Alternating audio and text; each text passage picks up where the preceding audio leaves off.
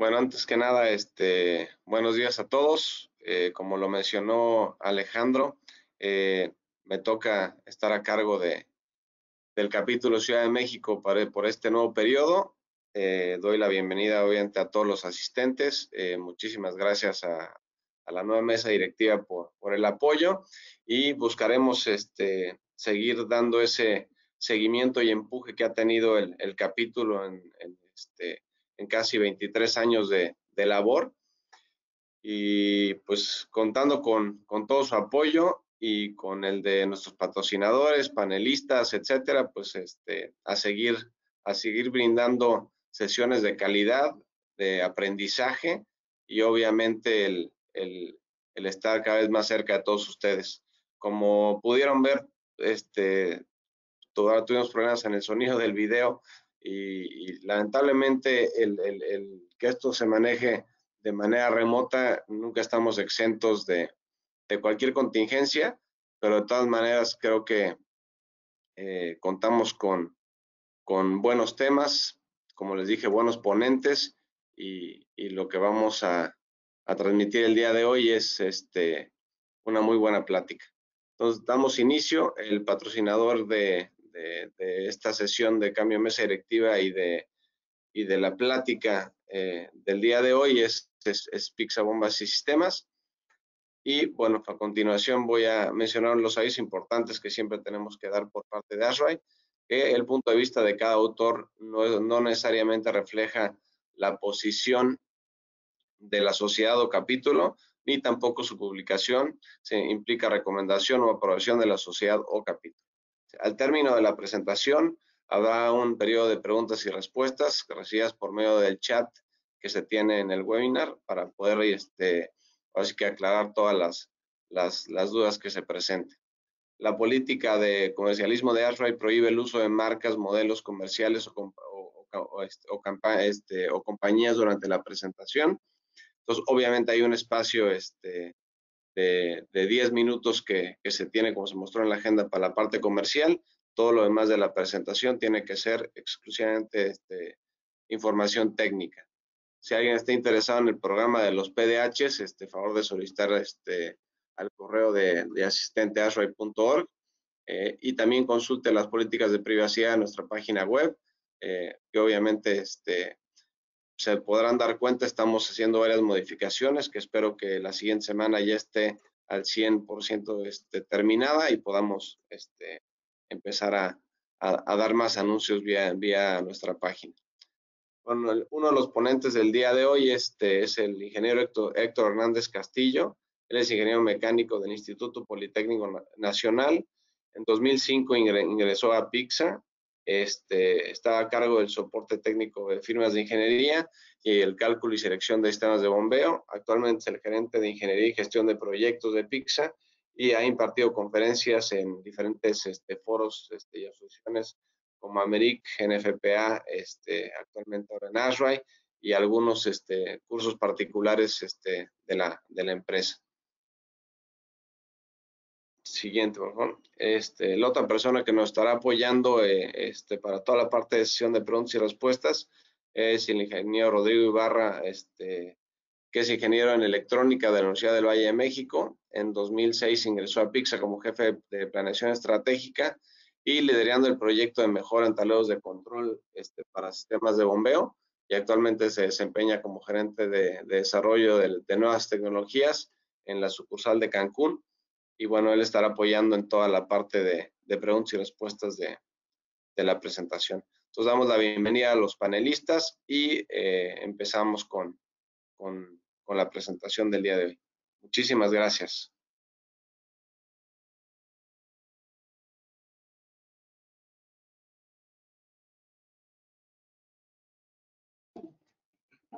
Buenos días a todos nuevamente.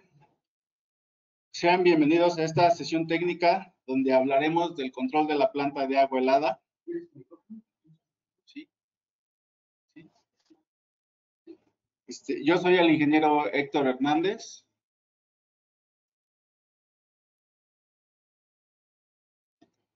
Bueno, para empezar, quiero comentar que no existe una fórmula para definir ¿Cuál es la planta de agua helada óptima?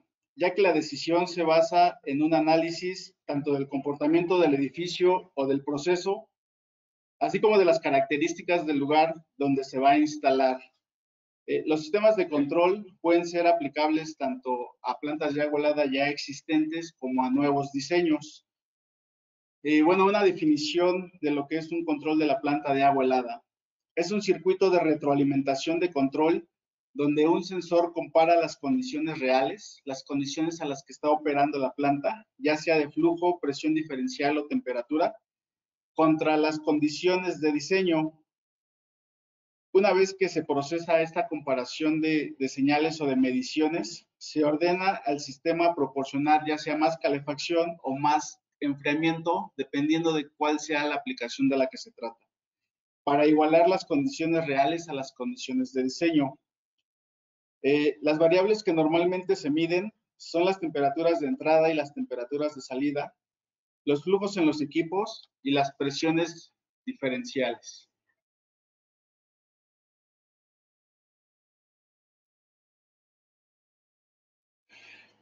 Bueno, cuando se está tratando de implementar un control o un sistema de control dentro de una planta de agua helada, sobre todo en las que ya son existentes, normalmente en un presupuesto inicial o durante el inicio de la presentación de los presupuestos puede resultar alto este presupuesto y el proyecto corre el riesgo de que pudiese llegar a ser pospuesto o en algún punto pudiese llegarse a cancelar. Por este motivo es importante que resaltemos cuáles son los beneficios y los ahorros que nos pudieran traer la implementación. Bueno, ya que el objetivo de este tipo de sistemas de control es encontrar la combinación más eficiente de los componentes del sistema para lograr el menor consumo de energía, así como establecer las condiciones o las mejores condiciones para los equipos. Y este sistema de control se va a enfocar a energizar la planta de agua helada por medio de un sensor de temperatura, un sensor de humedad o ambos que midan estas variables que se encuentran en el ambiente o de forma manual por medio de un interruptor o no.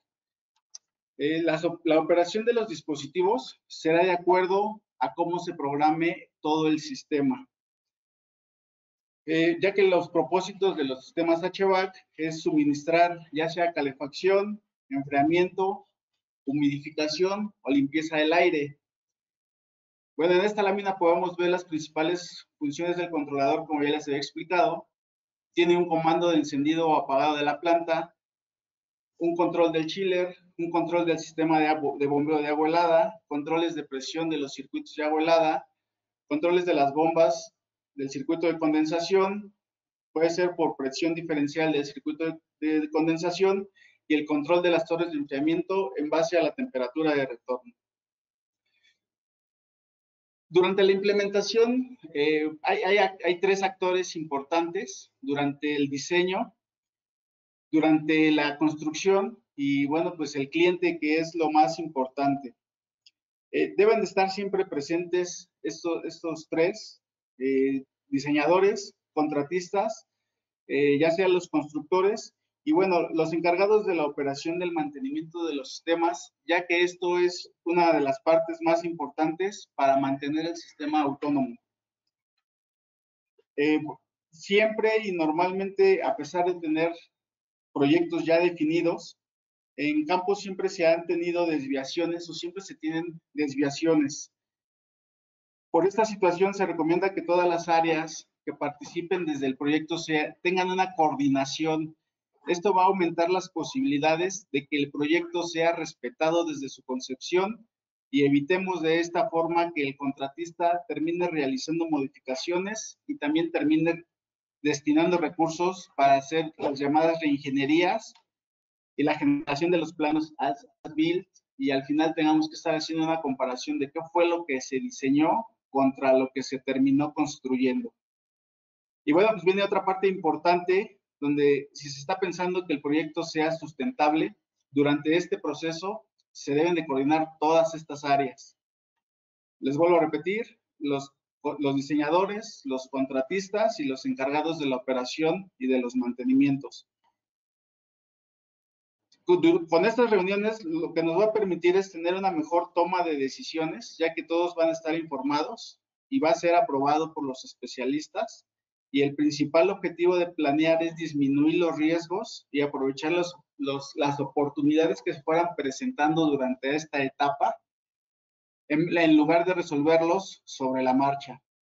Y bueno, pues aquí hablamos de optimizar también los tiempos de los diseñadores, quienes deben de buscar o invertir su tiempo buscando las mejores opciones de diseño.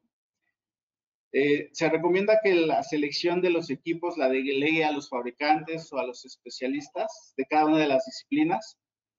Los contratistas se enfoquen en la administración de la construcción de los sistemas, de acuerdo con lo que se proyectó, y buscar la asesoría de los expertos para realizar las mejores prácticas de compra. Y bueno, pues con esto vamos a tener un resultado final hacia el cliente, que es nuestro principal figura dentro de este triángulo, quien tendrá la seguridad de que su sistema fue construido por expertos en el campo y vamos a garantizar el rendimiento de acuerdo con las especificaciones de ingeniería, y lo mejor de esto es que va a ser sin tener costos extras o costos adicionales.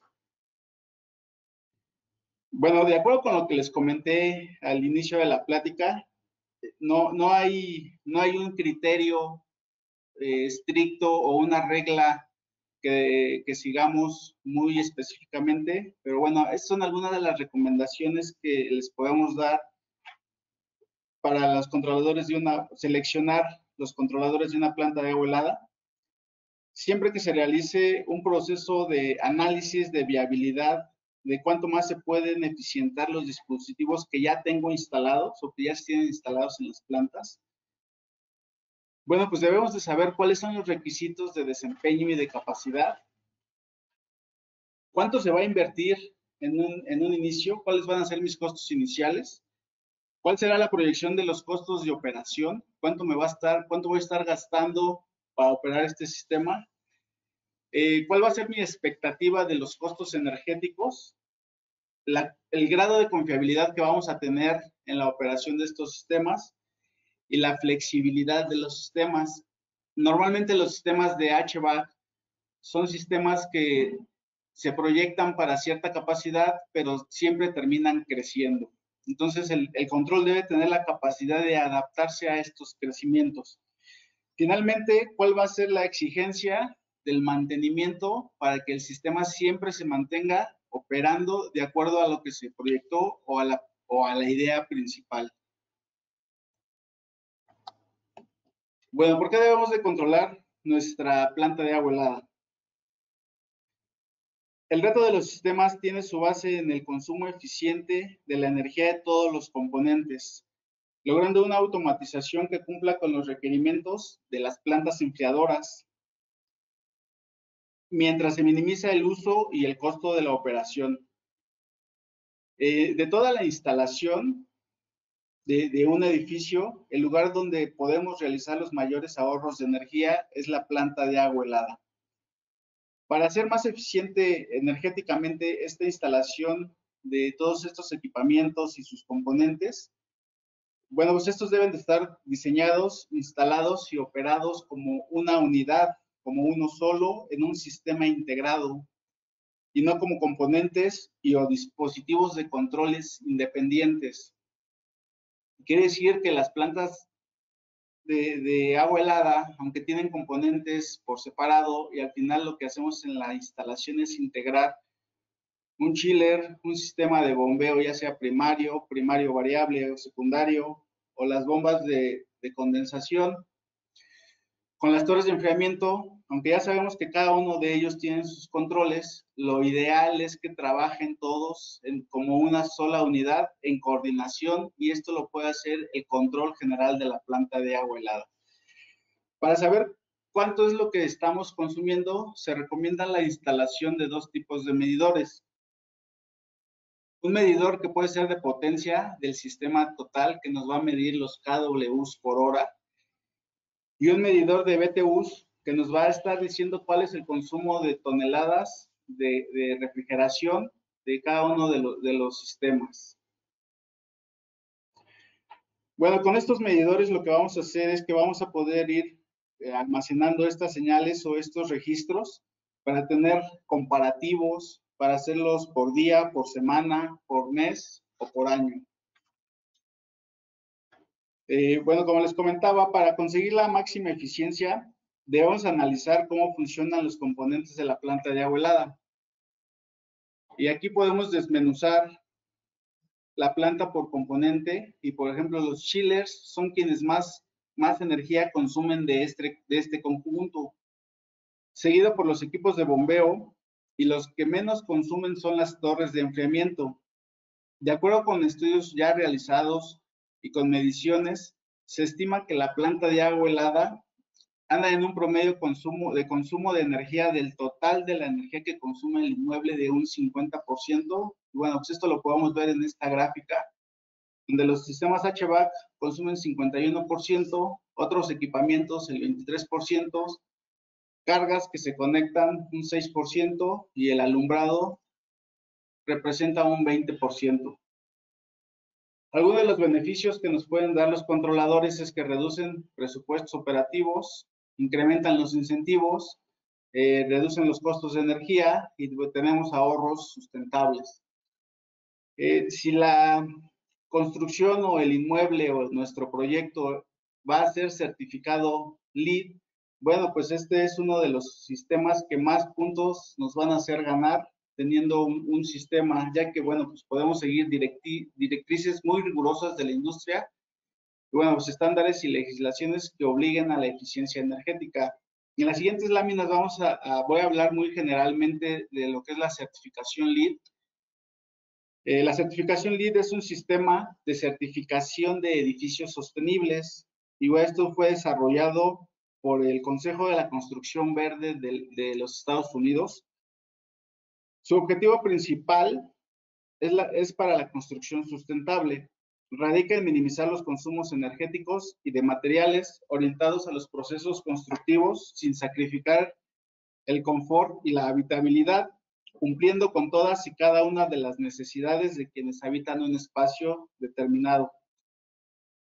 Existen 4 niveles básicos de certificación: la certificación básica, la certificación plata, la certificación oro y la certificación platino.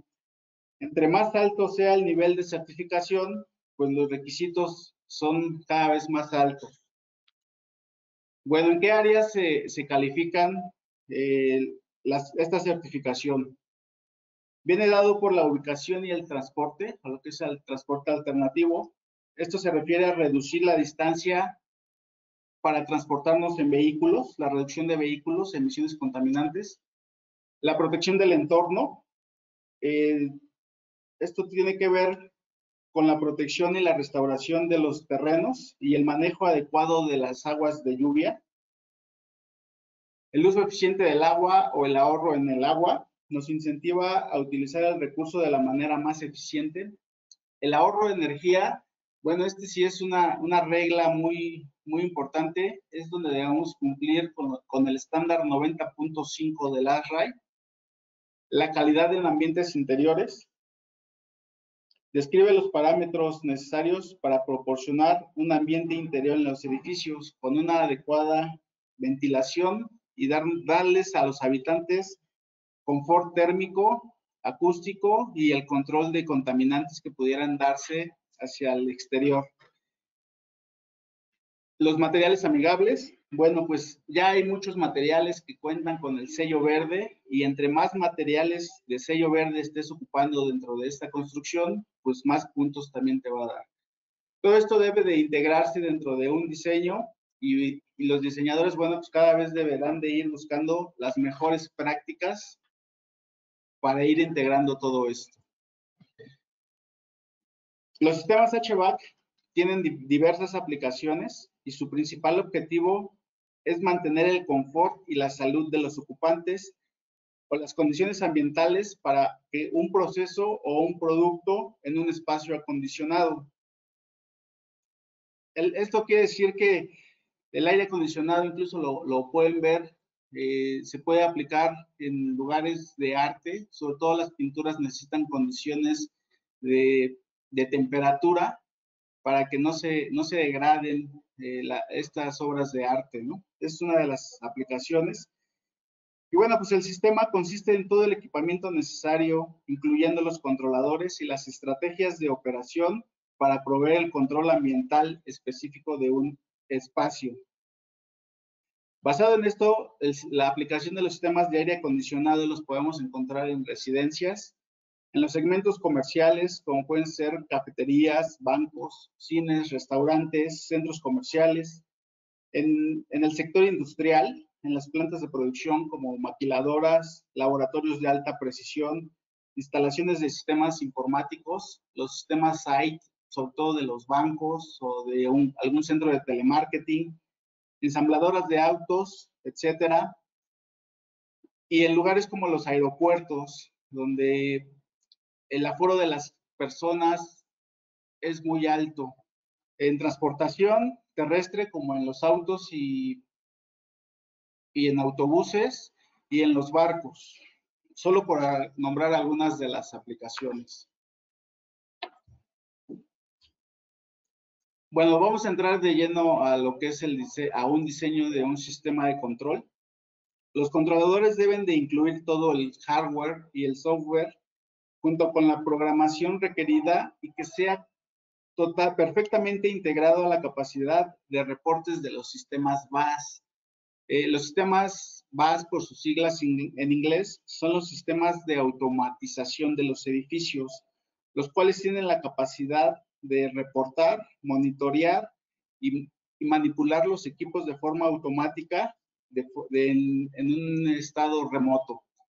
¿Qué es lo que nos entregan este sistema como parte de los sumitas? Bueno, al fondo se puede ver un layout de la distribución de los equipos mecánicos, un documento donde nos da la secuencia de operación, cómo van a estar entrando, cuáles van a ser las variables, cuántos sensores voy a estar teniendo para el arranque, el alternado y el simultáneo de los equipos. Un listado de materiales. Este listado de materiales, que es todo lo que necesito para tener una automatización completa de mi sistema. Y lo no menos importante, el registro el mapeo de los registros, en donde nos va a decir el nombre de los objetos para que los podamos integrar dentro de un sistema de BMS, que es un sistema muchísimo más robusto todavía que es. Muy de forma general también voy a hablar de los sistemas BMS casi al final de la presentación. Bueno, los componentes principales de la planta de agua helada son los chillers, las torres de enfriamiento, las bombas, los intercambiadores de calor y las válvulas de seccionamiento. En términos generales, el chiller se encarga de enfriar el agua, las bombas se encargan de hacer fluir y distribuir el agua por todo el sistema de tuberías, las torres de enfriamiento se encargan de disipar el calor absorbido y liberarlo a la atmósfera, los intercambiadores de calor transfieren el calor o el frío para la recuperación del mismo y poderlo aprovechar en otros procesos. Y las válvulas de seccionamiento simplemente tienen la función de aislar cada uno de estos dispositivos con fines de mantenimiento o para realizar la sustitución de alguno de ellos en caso que fuese necesario. Bueno, hay otro concepto que se mide también en las plantas de agua helada, que es el coeficiente de operación de desempeño. Es decir, este es el punto en el que todos los componentes están interactuando de forma simultánea. ¿Y cuánto es la energía que me está consumiendo todo? ¿Cuánto es la energía que estoy invirtiendo contra la energía que estoy sacando? Y bueno, este cálculo también se puede hacer por medio de estos controladores. Dentro de la instrumentación principal, como les comentaba al principio de la plática, lo que vamos a medir normalmente es flujo, temperatura y presión diferencial. Necesitamos interruptores o sensores de flujo, termómetros, sensores de presión diferencial y sensores de humedad. Todos estos instrumentos nos van a mandar una señal, ya sea una señal digital o una señal análoga, donde, bueno, en láminas más adelante también les voy a explicar la diferencia entre una señal análoga y una señal digital. Y con estas definiciones tendremos un poco más claro cuál es la diferencia de cada una de ellas y en dónde vamos a aplicar un sensor, un interruptor, con una señal análoga o una señal digital.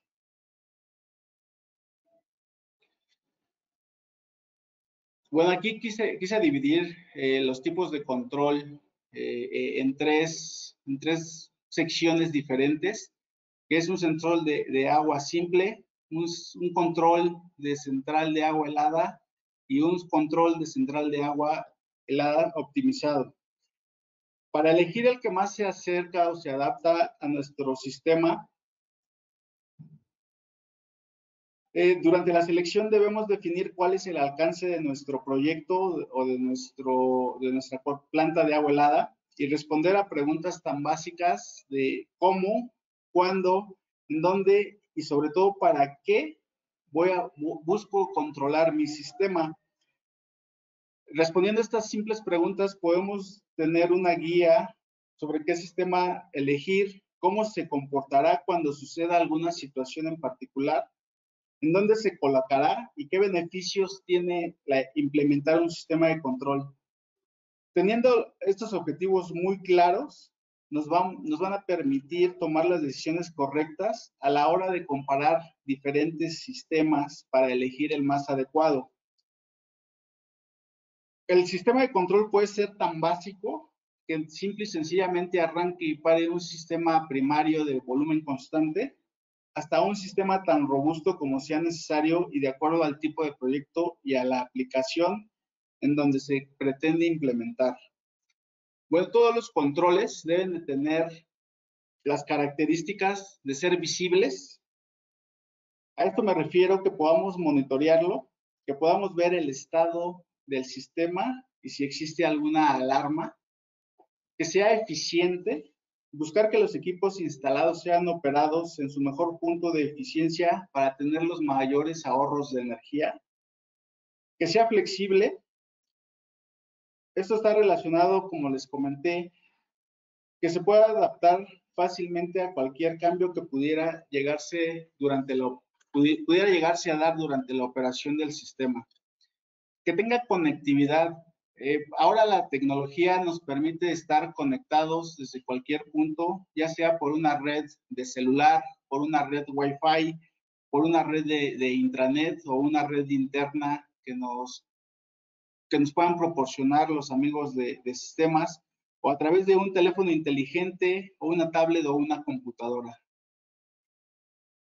Todos los sistemas deben de tener niveles de seguridad. No cualquier persona se puede conectar o puede entrar a manipular los sistemas. Esto lo podemos hacer por medio de passwords con diferentes niveles. Ya se determinará quiénes son los que solo pueden visualizar las variables, qué personal puede hacer cambios de ajuste, quiénes van a hacer los cambios de la operación. Y bueno, pues podemos llegar aquí hasta el encendido y el apagado de los dispositivos. Y bueno, lo que buscamos con este sistema es que todo sea sustentable. Y como les comenté, tenemos tres plataformas: un control para sistemas simples, totalmente de volumen constante; un segundo esquema en donde podemos incorporar un sistema secundario de distribución de agua helada en velocidad variable; y el sistema más avanzado, donde utiliza las últimas tendencias de la tecnología, como son enfriadoras con velocidad variable, sistema primario variable y sistemas de zonificación de bombeo también en sistemas variables. A continuación, durante las siguientes tres láminas voy a dar una explicación más ampliada de cada uno de ellos. Los sistemas que son diseñados con objeto de ser sustentables por su naturaleza deben de ser controlados. Esto nos dará la seguridad de que el funcionamiento es el que se planeó durante la etapa del diseño. Los sistemas de control nos contribuyen a mantener los parámetros y evitar que las variaciones desestabilicen la planta de agua helada y generen pérdidas en el ahorro, como se ideó en un principio. Entre más sencillo sea un sistema, más simple puede ser su control. Pero si no lo controlamos o si quitamos el sistema de control de la ecuación, esto se puede volver o se puede convertir en un dolor de cabeza. Debemos analizar cuáles son nuestras opciones. Dentro de todas las plantas de agua helada, es posible elegir desde cualquier sistema tradicional, como lo es un sistema de una sola enfriadora a flujo constante, hasta la tendencia actual, como lo es el sistema primario variable. Bueno, si no hacemos este análisis sobre qué sistemas es el que más ahorros energéticos nos va a dar, y si esto presenta, y si estos ahorros lograrán un sistema que haga nuestra planta más rentable. Debemos de considerar las características del proyecto. En algunas ocasiones no es posible que una planta de agua helada genere grandes ahorros. No me sirve de nada tener la última tendencia o la última tecnología en sistemas de planta de agua helada si el sistema por su propia operación no me va a permitir tener grandes ahorros como lo son los sistemas industriales de enfriamiento. Puedo poner como ejemplo un sistema en una planta de moldeo de inyección de plásticos. Para enfriar los moldes, las máquinas siempre van a ser las mismas que van a estar funcionando. Siempre voy a tener el mismo volumen constante. Las variaciones en carga no va a haber variaciones o las variaciones van a ser mínimas. En este tipo de sistemas no puedo instalar un sistema de velocidad variable, aunque quiera y aunque esté disponible, porque el sistema siempre va a estar funcionando a la misma velocidad, con la misma carga y con los mismos consumos todo el tiempo. Pasa lo mismo en un laboratorio de metrología, en donde las salas las tengo que tener a cierta temperatura todo el tiempo, porque si hay una variación de temperatura o una variación de humedad, corro el riesgo de que mis instrumentos se puedan llegar a descalibrar y tener grandes problemas. Bueno, la central de agua helada tradicional. Esta se compone de un volumen primario constante, un sistema secundario variable y un sistema de condensación también en volumen constante. Para tener una diferencia estricta en los consumos eléctricos que estamos teniendo en la planta de agua helada, es necesario poder recurrir a diferentes criterios. Explorar las mejores opciones durante la etapa de diseño. Y bueno, pues aquí existen simples prácticas que pudiéramos hacer, desde cómo diseñar con un diferencial de temperatura más alto, hasta sistemas que buscan la recuperación de la energía o el almacenamiento de la misma. Dentro de una planta de agua helada, ya las enfriadoras tienen niveles de eficiencia altos y esto nos puede reducir los consumos eléctricos. Y bueno, pues como les he estado comentando, existen otros componentes que debemos de voltearlos a ver, donde también podamos generar grandes ahorros, como pudieran llegar a ser las bombas hidráulicas y los ventiladores de las torres de enfriamiento. Teniendo esto en mente, podemos hacer reducciones de flujos de agua en los sistemas y esto nos ayudará a que las bombas que se encargan de la distribución del agua sean más pequeñas o sean más chicas, ya que el diferencial de temperatura es inversamente proporcional al diferencial de temperatura. Los galones contra el diferencial de temperatura. Y bueno, pues ya también debemos de utilizar nuevas tecnologías. Cada vez es más común encontrar enfriadoras, equipos de bombeo y torres de enfriamiento que tengan características muy especiales. Bueno, a esto me refiero características de velocidad variable. Y en el caso de las bombas, bueno, pues ya hay tecnologías con tendencias muy actuales, como es el sensorless, donde la programación del variador de frecuencia ya trae incluida el perfil de la bomba para que se ajuste exactamente a las demandas de flujo que se necesitan en los sistemas. Bueno, con esto vamos a lograr que los sistemas estén trabajando de acuerdo con los consumos de carga mínima y carga máxima. Bueno, por nombrar aquí algo, los sistemas HVAC con sistema secundario de volumen variable hay instalados en diversos edificios como centros comerciales, edificios dedicados a la vivienda o para oficinas. Este tipo de sistemas cada vez han sido desplazados por arreglos mucho más eficientes. Bueno, aquí nos encontramos con la plataforma de control más robusta y que se puede adaptar a la mayoría de los diseños de la planta de agua helada. De acuerdo con todas sus funciones y para que sean aprovechadas en un gran porcentaje, antes de elegirla debemos revisar el tipo de proyecto del que estamos hablando y, como lo mencioné anteriormente, de la aplicación. Dentro de todos estos, se tiene que tener todos los dispositivos y pueden ser operados en velocidad variable. Y bueno, pues esto puede ser perfectamente aplicable a hoteles, edificios de departamento o corporativos, donde tenemos variaciones de consumos, donde puede ser un factor importante el uso de dispositivos, ya que durante ciertas temporadas o ciertas semanas al año o incluso meses pueden tener un consumo mayor al 75%, y en otras temporadas o meses también pueden los consumos estar por debajo del 50% de sus capacidades. Entonces, ¿para qué quiero tener un sistema que solo tengo una ocupación del 25% de mi edificio trabajando al 100% de su capacidad? Eso simplemente es desperdicio de energía. Bueno, para configurar nuestro sistema de control, los sistemas de control se dividen en 3 secciones: una sección mecánica, una sección de control y una sección de opciones de control. Bueno, en el sistema mecánico o en la sección mecánica vamos a definir cuál es el layout de los equipos principales, cuántos chillers, cuántas bombas, cuántas torres de enfriamiento o, en su caso, cuántos intercambiadores de calor.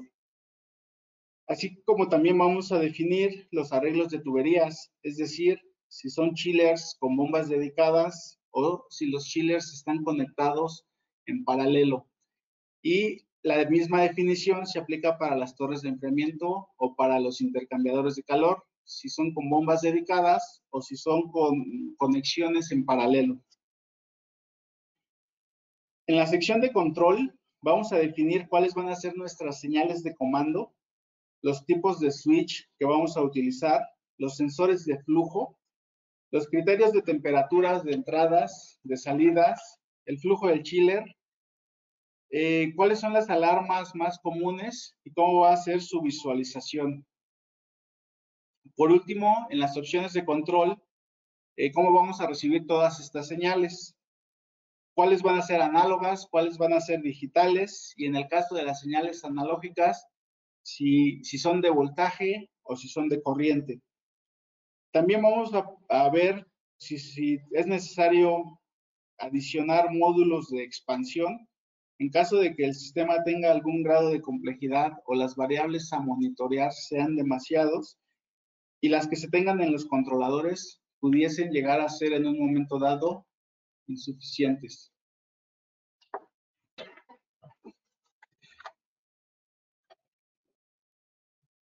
Bueno, aquí está el primer paso, el arreglo mecánico de la configuración de la planta de agua helada.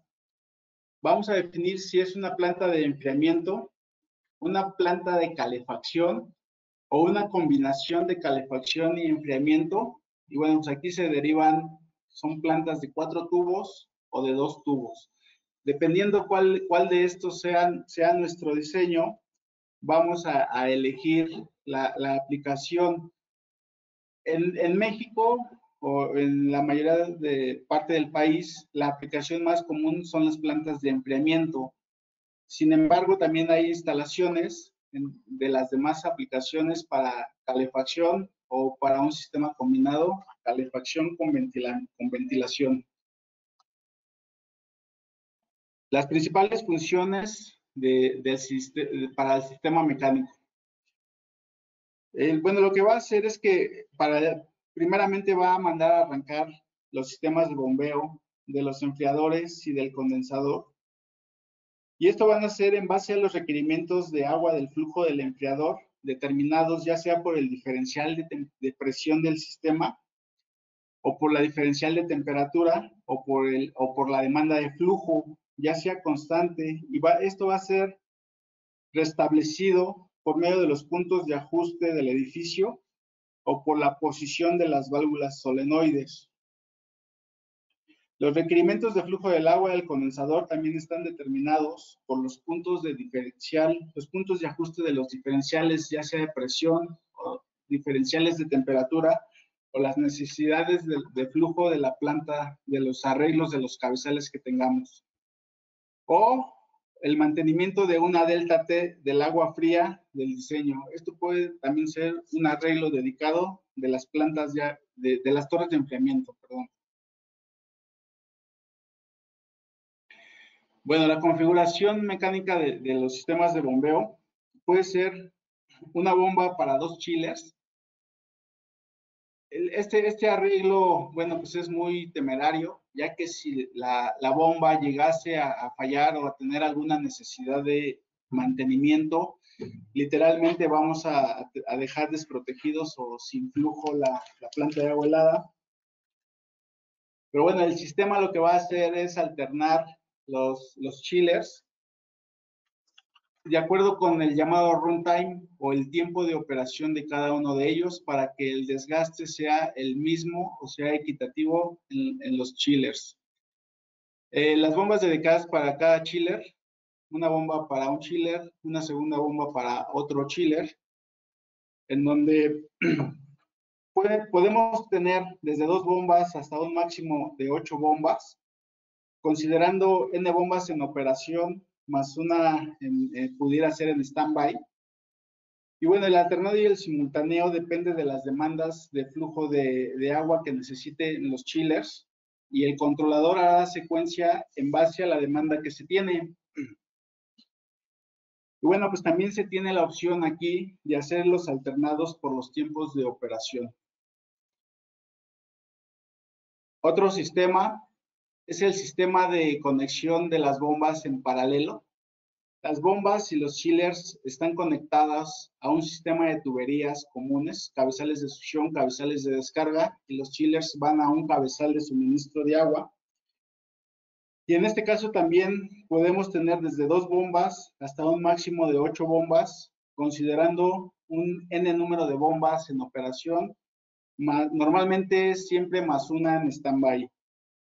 Aquí lo que va a hacer el controlador es encontrar la combinación más eficiente de las bombas de acuerdo con el flujo requerido por los chillers.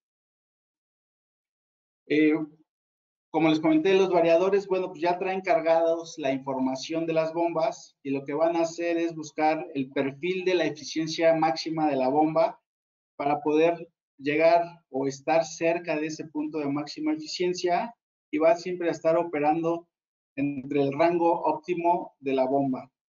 Aquí también podemos establecer criterios de rotación de las bombas de los chillers en base a los tiempos de operación, así como incluir un switch de operación manual fuera o automático que nos entregue los estatus de los equipos, que puede ser encendido, apagado o que esté en estatus de mantenimiento.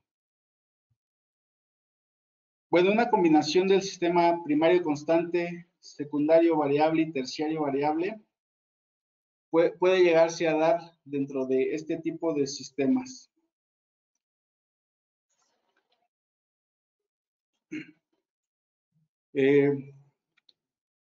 Bueno, ¿cuáles son las configuraciones más comúnmente instaladas, proyectadas o diseñadas? Pueden ser configuraciones de primario constante.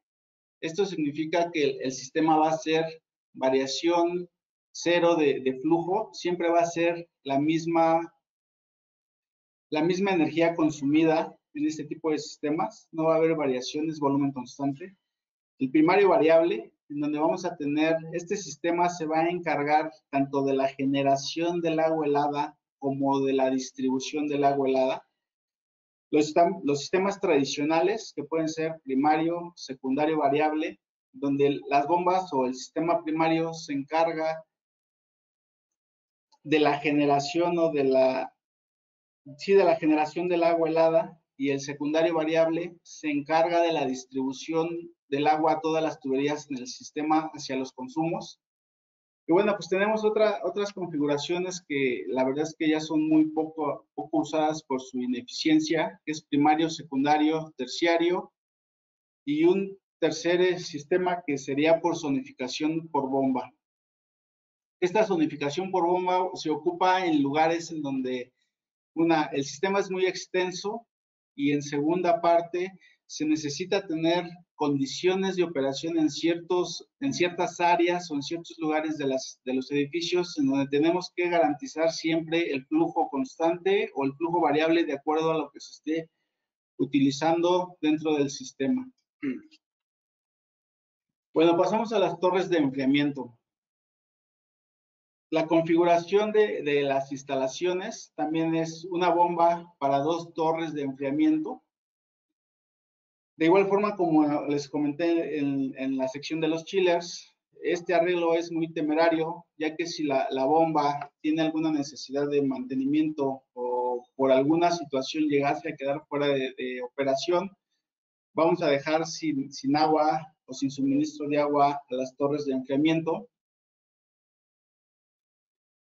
Una configuración de bombas dedicadas para cada una de las torres de enfriamiento puede ser igual, desde 2 bombas hasta un máximo de 8 bombas con 8 torres de enfriamiento.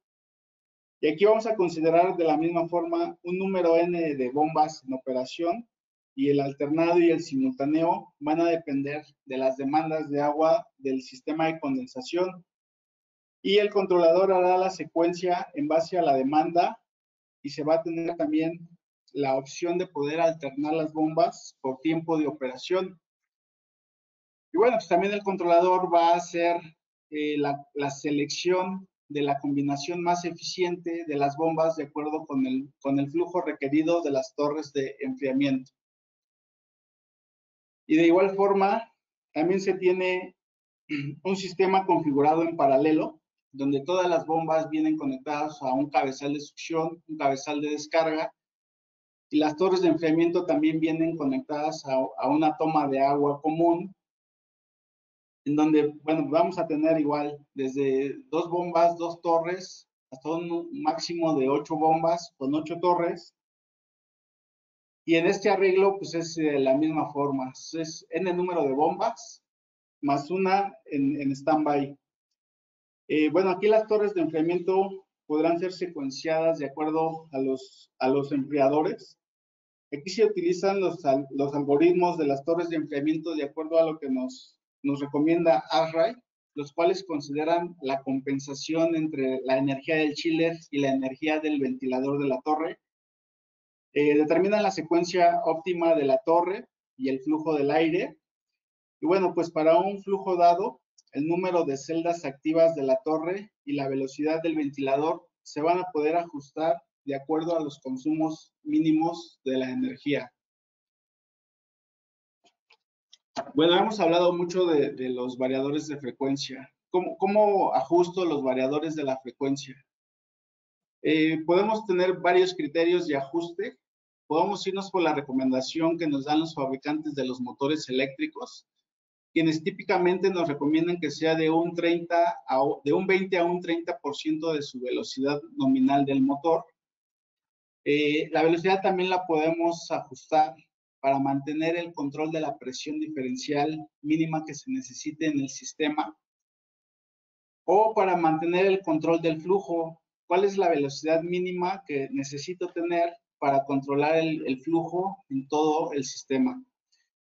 Y bueno, pues en aplicaciones de los sistemas de primario variable, que este tipo de sistemas se van a encargar tanto de la generación del agua helada, de la toma directa de los chillers y la distribución hacia los consumos que pudieran ser un serpentín. ¿Cuál va a ser la velocidad mínima requerida para suministrar el flujo a todos estos equipos y que no se queden sin agua ninguno de ellos? Pueden ser los chillers, los calentadores de agua, los intercambiadores de calor o las torres de enfriamiento.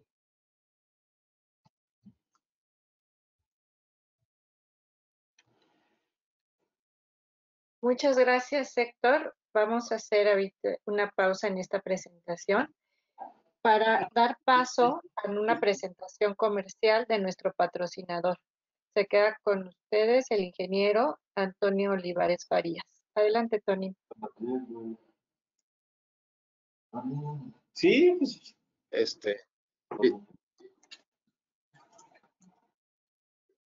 Listo, bueno.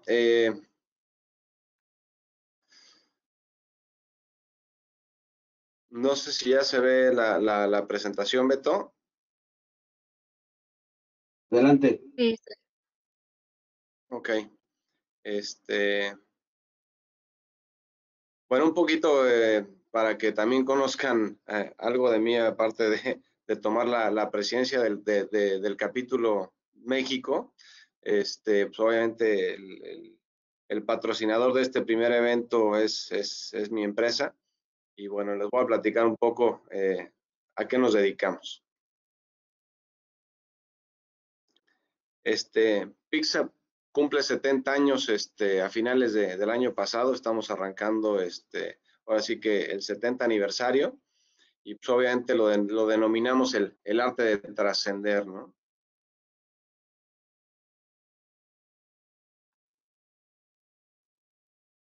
Quien inició esta trayectoria fue el doctor Carlos Farías de la Garza, que es mi abuelo, y obviamente pues para que inicie cualquier empresa se necesita que una persona, o así que no se conforme, tenga sueños y que inspire a otros, ¿no? Hasta convertirlos en realidad.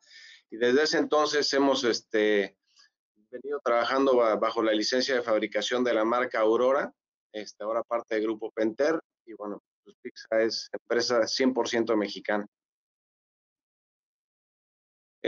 Al ser empresa familiar, compartimos 3 generaciones, pero es ahora sí que una misma empresa con 3 visiones diferentes. La primera es de emprendedor, que fue la que tuvo mi abuelo, que fue la idea de formar esta empresa. Posteriormente la consolidación, que esa fue por parte del arquitecto José Antonio Olivares y Llop, que es mi papá. Muchos de ustedes lo conocen porque él también fue hace varios años presidente del capítulo México aquí en ASHRAE. Y obviamente la tercera, que es la institucionalización, que es la que me toca a mí, buscando que realmente trascienda esto.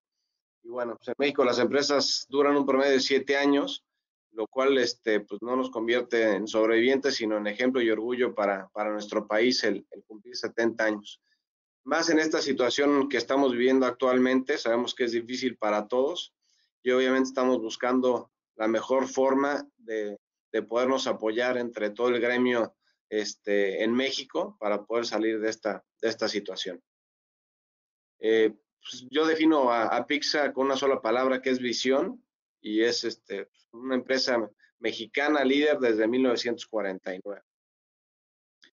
Estamos presentes hoy más que nunca. Obviamente la cobertura que tenemos es en toda la República Mexicana.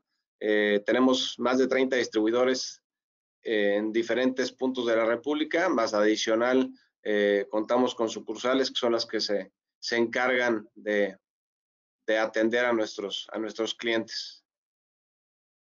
Los segmentos de mercado en los que nos enfocamos es en la parte de HVAC, como lo están viendo ahorita en la presentación, la parte hidrosanitaria, la parte de contraincendio y la parte de tratamiento de aguas.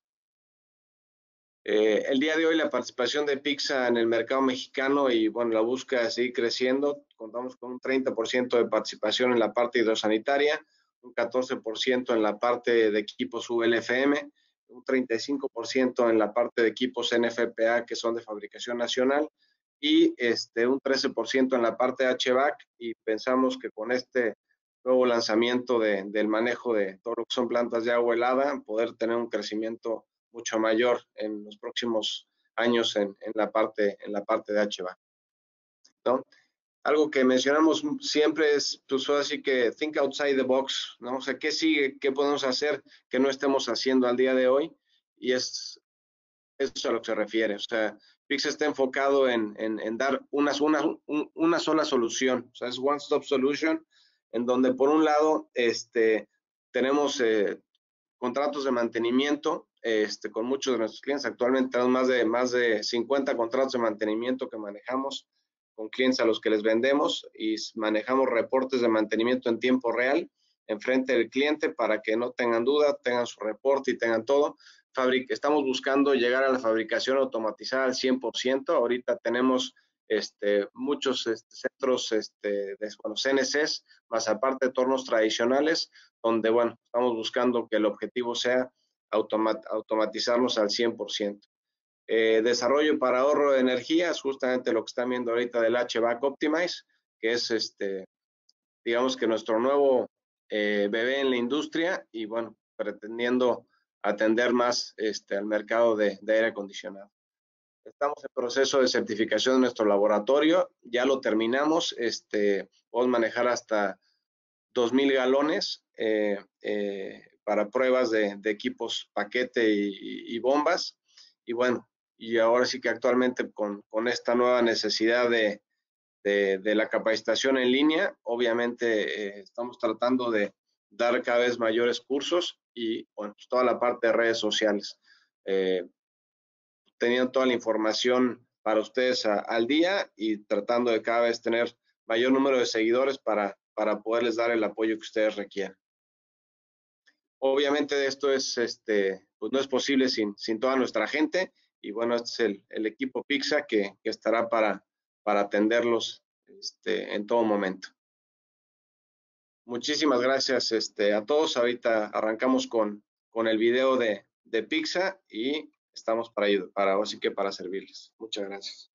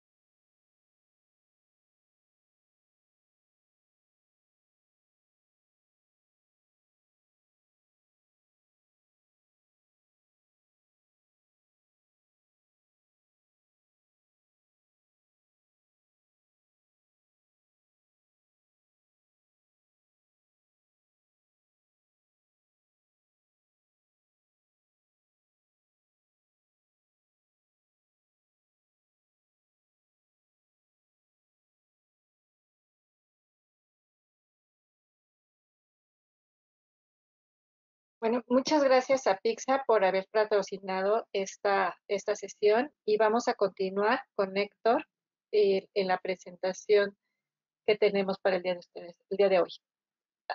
Adelante, Héctor. Gracias. Bueno, continuamos con la segunda parte de la presentación.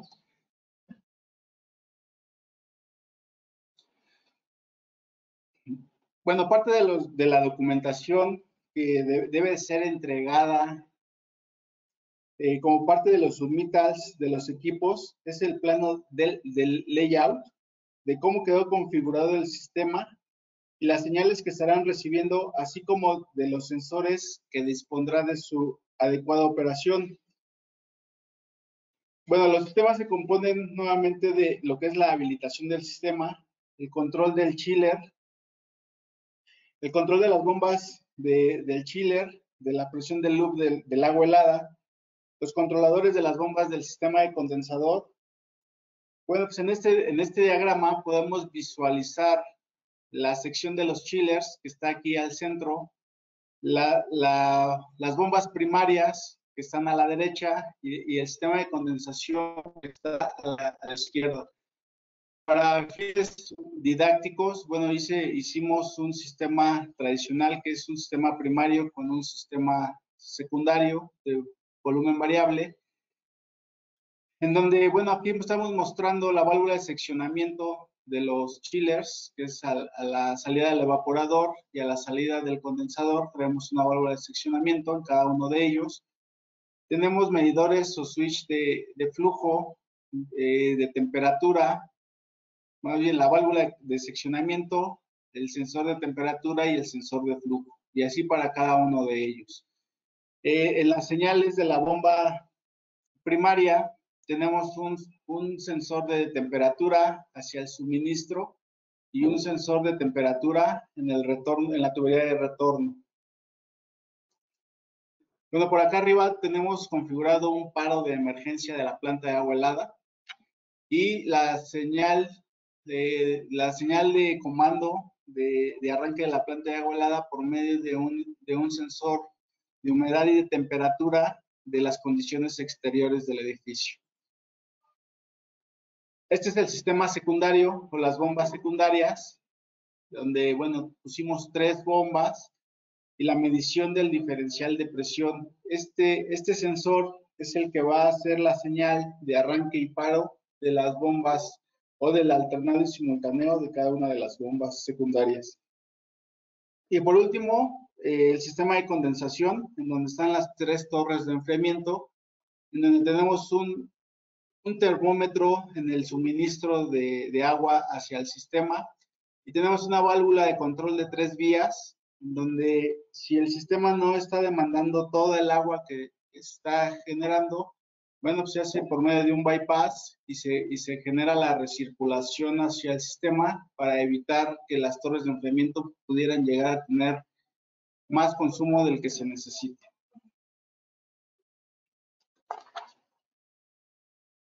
Bueno, llegamos a la parte de las variables de control. Básicamente tenemos 3 variables a las que obedecerá nuestro sistema de la planta de agua helada, aunque solo una de ellas va a tener el comando del arranque y paro de los dispositivos. La elección de esta variable está en relación a lo que nos interesa tener más el control.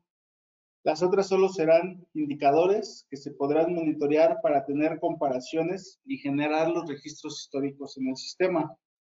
Si queremos tener control sobre el flujo, si tenemos que querer tener control sobre la presión diferencial, o si queremos tener control sobre la temperatura de entrada, de salida hacia los diferentes sistemas o temperaturas diferenciales. Bueno, todos estos sensores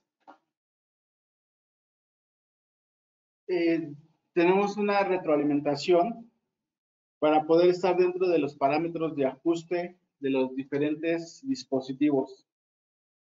Siempre ha habido discrepancias o discusiones acerca de cuáles son los mejores sensores, cuántos se necesitan, dónde los voy a instalar y cómo voy a establecer los puntos de ajuste de cada uno de ellos.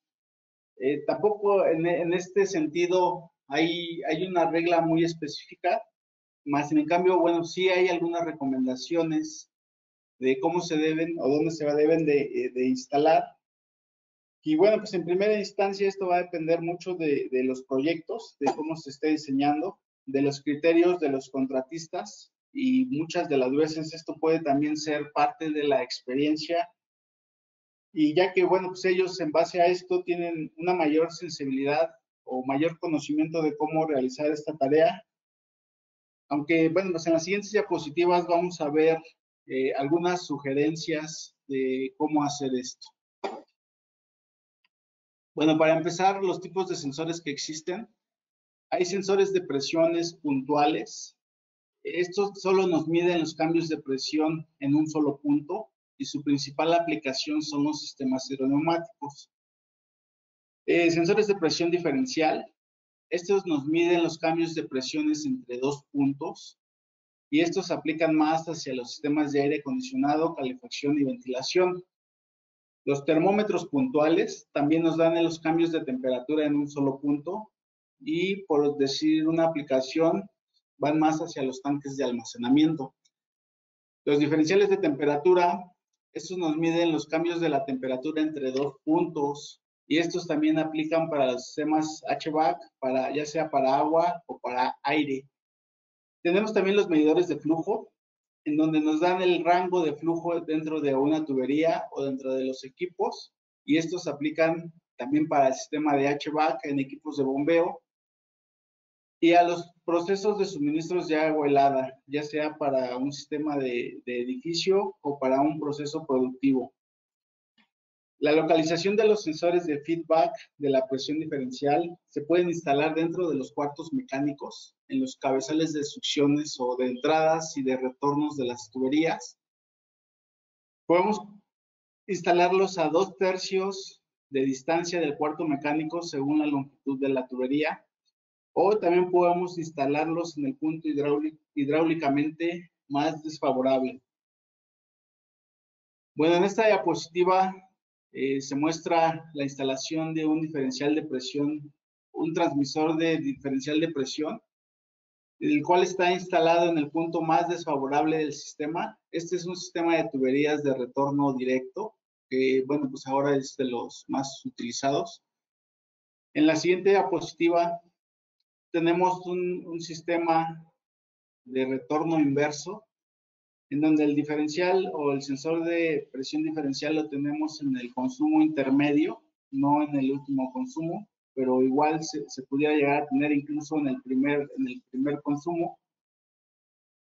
Y en la última o en esta diapositiva tenemos una combinación de lo que es un sistema inverso con un sistema directo, en donde los consumos están conectados en un retorno directo. Las tuberías de los retornos de cada uno de los consumos están conectadas en un sistema inverso. Bueno, aquí podemos instalarlo ya sea en la parte central de la carga, en la unidad o en el consumo más alejado. Podemos instalarlo en las tuberías de retorno de todo el sistema, en el suministro general y en el retorno general. Podemos instalar también un switch o un sensor de temperatura de retorno, un switch de temperatura en el suministro. Y bueno, pues también en la fuente, que en este caso puede ser un chiller, podemos tener también un sensor de temperatura y un sensor de flujo.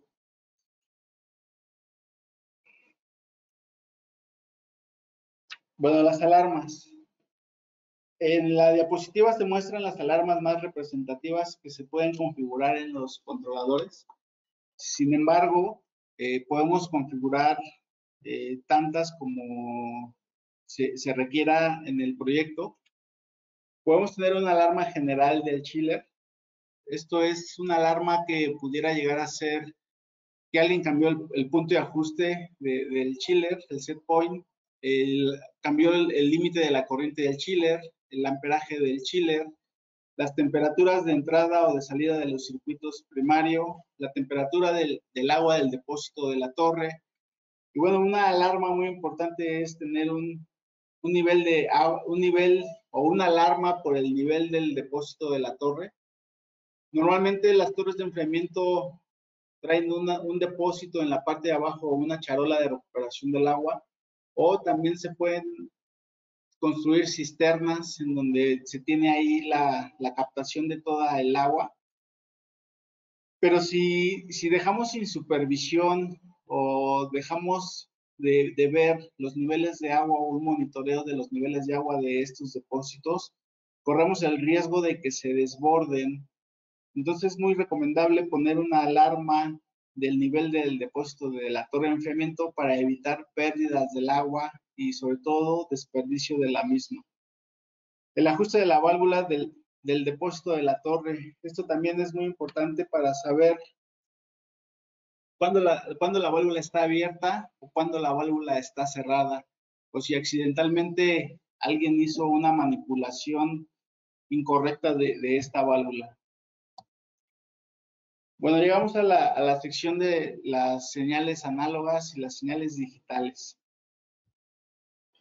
¿Qué es una señal análoga? Bueno, se compone de valores infinitos y continuos que varían en un tiempo o en un intervalo de tiempo. Presentan una variación continua en el tiempo. Son variables eléctricas que evolucionan en un tiempo en forma análoga a alguna variable física. Estas variables físicas pueden ser la temperatura, el flujo y la presión diferencial. Un ejemplo de esta señal puede ser la temperatura. La temperatura no tiene valores exactos, sino que puede estar fluctuando continuamente. Es decir, cuando hay frío es porque la temperatura descendió de una manera lenta y continua. No pasamos directamente de 30 grados centígrados a 10 grados centígrados, sino que admite una serie de valores que van desde los 30 grados a los 10 grados. No hay un estándar tampoco para definir qué señal es la mejor, si la señal de corriente o la señal de voltaje, pero en la mayoría de las instalaciones las señales de corriente se han convertido en las señales preferidas y han sido las más eficientes para los sistemas de control. Y normalmente los rangos son de 4 a 20 miliamperes, ya que la corriente normalmente se conserva constante durante todo el lazo de control. Bueno, en esta tabla nos da las ventajas y las desventajas de tener una señal de corriente. Normalmente, bueno, las señales de control de voltaje son de 0 a 10 volts y de corriente son de 4 a 20 miliamperes. Las ventajas de la señal de corriente, como les comenté, es un estándar que ha sido adoptado por la industria. Es fácil de conectar y de configurar. Es menos sensible al ruido eléctrico. 4 miliamperes equivale a un 0% de la señal, por lo que es increíblemente fácil detectar una falla en el sistema. Esto es, si la señal me manda a un 0, pues es porque el cable está abierto en algún punto y ya no está funcionando el sensor. En cambio, con la señal de voltaje, si el cable se abre o el sensor tiene alguna falla, no me voy a poder dar cuenta porque el 0 es una señal que me va a estar mandando constantemente. Esa es una gran ventaja de la señal de corriente. Las desventajas de la señal, solo se puede transmitir una señal a la vez. O sea que si queremos transmitir muchos sensores o muchas señales, tenemos que tener muchos cables y entre más cables estemos utilizando, puede ocasionar problemas con la puesta a tierra. Y bueno, pues los problemas de aislamiento se pueden llegar a complicar a medida que aumente el número de cables. Esto puede ser por interferencias electromagnéticas. Esa es la razón por la cual se utilizan cables blindados en estos transmisores. Bueno, las señales análogas en general, como ventajas, tienen mayor definición, es una señal de mayor densidad y tienen un procesamiento más sencillo. Las desventajas están propensas a ruidos o interferencias.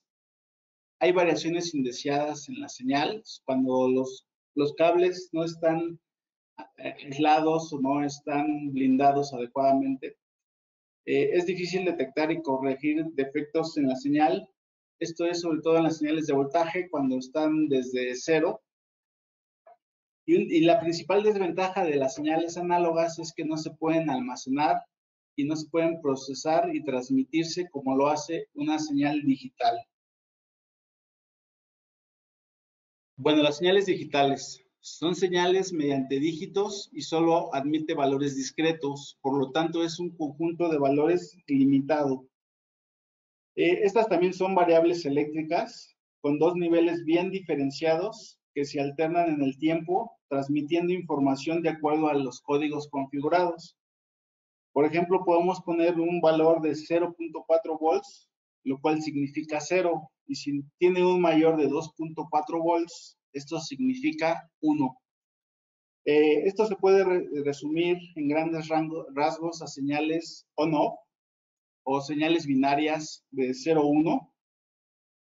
Y bueno, pues un ejemplo muy claro son los estatus de las válvulas o los estados de las válvulas, ya que solo acepta dos valores bien definidos, abiertos o cerrados.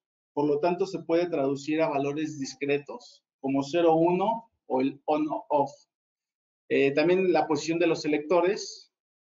Podemos sacar una señal de 0 que puede ser el off, 1 puede ser automático y otra vez un doble 1 puede ser que está en sistema manual. Bueno, tres cosas de interés para quienes reciben las señales y las utilidades. Estas señales nos sirven para tener los controles de los sistemas, nos sirven para tener la visualización de los sistemas, son los que nos van a dar estatus o nos van a dar rangos de valores. Y bueno, pues el almacenamiento de esto para hacer los históricos de los sistemas. Es por ello que cuando hablamos de los receptores de las señales, aquí específicamente hablamos de controladores lógicos programables o PLCs. Los controladores stand-alone o tableros de control dedicados, indicadores de procesos y los registradores o los graficadores. Bueno, las ventajas y desventajas de las señales digitales. A diferencia de las señales análogas, estas alcanzan una excelente definición, ya que, bueno, los datos son muy claros, es 1 o 0. Las señales son en HD, tienen una mejor nitidez. Estas señales sí pueden almacenarse, procesarse y transmitirse con gran facilidad, y el procesamiento es muchísimo más eficiente. Las desventajas es el congelamiento de imagen. Esto lo podemos ver reflejado en los BMS cuando los equipos cambian de estatus de encendido a apagado o las válvulas cambian de abierto a cerrado. Es como fuera un delay de 1 a 2 segundos en lo que la imagen se actualiza y es por esta razón, ¿no? Se congela un poco la imagen, pero una vez que se restablece, bueno, pues ya te da la señal completa. Y pues por esta misma razón, captar este tipo de señales es un poquito más complejo que la señal análoga. Bueno, vamos a ver ya la parte de las opciones generales de los sistemas de control. En esta sección vamos a configurar cómo se hará el encendido de la planta de agua helada, cuál va a ser nuestro valor de referencia, si las condiciones ambientales del exterior o simplemente vamos a colocar un switch de encendido para hacer el arranque de la planta de agua helada de forma manual. Bueno, en las opciones de control vamos a ver qué tipos de señales análogas vamos a recibir, si son de voltaje, si son de corriente.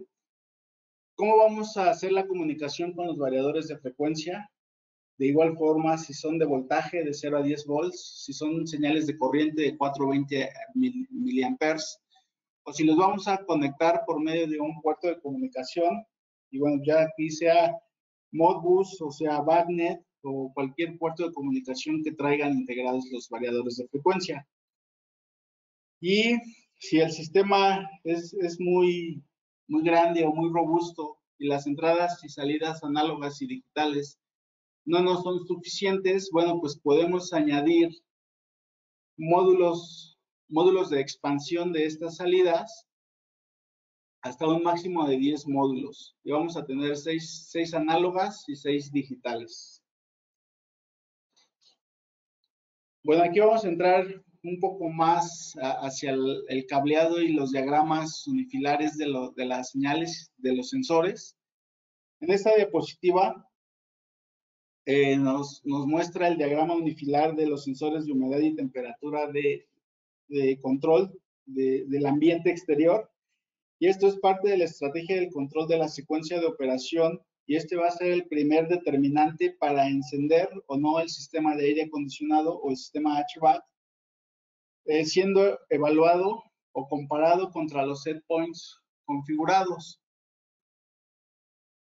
Bueno, del lado izquierdo arriba es una señal de 0 a 10 volts, y ese es un cableado, y viene la entrada del sensor de humedad. Tiene una entrada y la entrada del sensor de la temperatura. Aquí abajo viene igual una señal de 420 miliamperes, que viene un cableado, y viene un positivo y un negativo para el sensor de temperatura o el sensor de humedad. La fuente de corriente o la fuente de alimentación a estos sensores va a ser un voltaje de 20 a 28 volts. Normalmente las señales de control son de 24 volts de corriente directa. La siguiente diapositiva nos muestra el panel de control del chiller, donde vamos a ver las señales de control, tanto de los relays para poder hacer el arranque o paro de los chillers, que también son señales de control de 24 volts en positivo y en negativo. Y bueno, pues aquí vamos a tener las terminales de cuál va a ser la estrategia para encender o para apagar el chiller, que puede ser por el límite de la corriente, por el límite del set point del chiller, por el porcentaje de consumo de corriente. Y bueno, los últimos dos nos va a dar los estatus del chiller, si está encendido, si va a estar apagado, si está alarmado, si tiene alguna alarma. Y bueno, pues todo esto va directamente proporcional al panel de control del chiller. Aquí, bueno, tenemos una entrada binaria o una entrada digital directamente de un contacto seco. Y este es un switch de flujo. Es una entrada digital on-off de los circuitos de agua helada o del circuito de condensación. O puede ser también un switch de mantenimiento, ya sea de las bombas primarias, de las bombas secundarias, o también puede ser de los chillers o puede ser de las torres de enfriamiento. Un switch de encendido, igual de las bombas primarias, de las bombas secundarias, de igual forma puede ser de las torres de enfriamiento o del chiller. Y bueno, si finalmente solo es un contacto seco que puede estar normalmente abierto o normalmente cerrado, como sea requerido. Bueno, este es un sensor de temperatura, es una señal de entrada. Aquí tenemos el positivo y el común o el negativo. Y estas señales de control de la temperatura vienen de la entrada de agua del sistema de condensación, de la salida de agua del sistema de condensación o de las entradas y salidas de los sistemas de agua helada. Esta diapositiva es la diapositiva de los estatus de las válvulas de seccionamiento, y esta también es una entrada binaria, que puede ser el seccionamiento de los chillers o de las torres de enfriamiento, y aquí nos indica apertura o válvula abierta, válvula cerrada, y de igual forma es un contacto abierto o un contacto cerrado. Cualesquiera sea el estatus, se van a activar estos relevadores. Bueno, esta es la apertura. Este es el diagrama de control de los actuadores de las válvulas. Aquí les manda un suministro de voltaje, ya sea de 24, 120 o 220 volts de corriente alterna. Aquí alimentamos. Y bueno, pues salimos con 24 volts de corriente directa, en positivo y en negativo, por medio de un relay para alimentar los actuadores de las válvulas para que estos hagan su función de apertura o de cierre. Esta es una salida de voltaje de 0 a 10 volts y es una señal del estatus de la válvula de seccionamiento del bypass. Esto es para alimentar igual el actuador de la válvula para que haga su función de abrir o de cerrar. Aquí está el suministro de voltaje en una sola fase, que puede ser 24 volts, 120 volts o 220 volts. Este también es una entrada de corriente y esta es la señal análoga del sensor de presión. Es una señal de 4 a 20 miliamperes y esta corresponde a los sistemas de condensación o a los sistemas de generación de agua helada. Esta es la señal análoga del sensor de flujo y es una señal de salida de 0 a 10 volts. Esto es para alimentar nuestro sensor de flujo y quede energizado.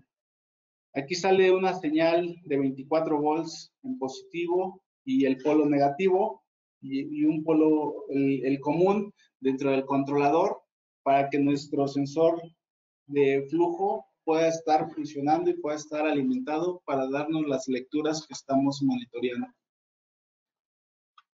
Bueno, aquí tenemos la válvula de seccionamiento, es la válvula principal del sistema de condensación. De igual forma, trae una alimentación de 24 volts, 120 volts, y es para alimentar los actuadores de las válvulas y sean totalmente automáticas. Y finalmente, pues este también es una fuente de alimentación de apertura o cierre de las válvulas, ya sea de los chillers o de las torres de enfriamiento. Es un control on-off. Aquí tenemos una fuente de alimentación de 120 volts y salimos con una señal de control de 24 volts. Bueno, la siguiente tabla es una información muy importante, ya que con tanta información que se manejan por medio de los sistemas de administración de los edificios, puede resultar en confusiones y puede ser no muy fácil identificar los sistemas que se están recibiendo las señales. Bueno, aquí en la tabla, normalmente estas señales deben de tener un número de registro. En este ejemplo, empiezan desde el 10.001 al 10.016, pero pueden ser muchísimas más. El tipo de señal, si es una entrada universal, una entrada binaria o una salida análoga. El tipo de sistema, aquí podríamos poner HVAC 1, HVAC edificio central, el nombre del sistema que quisiéramos asignar, el nombre de la variable o el nombre del objeto. Esta es una nomenclatura que también nosotros podemos designar o podemos cambiar a lo que más nos acomode. La descripción de la variable. Este, por ejemplo, es el flujo del chiller 3, el flujo del chiller 1, la presión del sistema de agua de enfriamiento, el flujo del condensador 1, el flujo del agua de enfriamiento del chiller 2. Bueno, pues así nos vamos. Por ejemplo, aquí está el estatus del chiller 1, el set point, la salida del set point o del punto de ajuste del chiller 3, del chiller 1. Bueno, pues en fin, aquí podemos ver toda la descripción de las variables. Y esto mismo es lo que se nos va a reflejar en los BMS. Y bueno, el tipo, si va a ser MS-TP o va a ser IP, dependiendo de la configuración del sistema. Y bueno, pues las terminales, si van a ser entradas o van a ser salidas, positivos, negativos, de 24 volts, o si van a ser de 15 volts, simple y sencillamente. Bueno, en esta última parte de la plática, voy a dedicar un poco a lo que voy a hablar muy generalmente en esta parte de lo que es una diferencia entre eficiencia y optimizar. Y después voy a hablar un poco de los procesos de lo que hace el BMS. Y bueno, vamos a cerrar con la parte del commissioning de manera muy general. Bueno, la diferencia entre eficientar y optimizar. Muchas de las veces o muy frecuentemente se confunde lo que es la optimización con la eficiencia. Estos dos conceptos son muy diferentes y hay que tenerlos muy en cuenta y, bueno, pues no confundirnos. En términos generales, la optimización es la mejora de algo.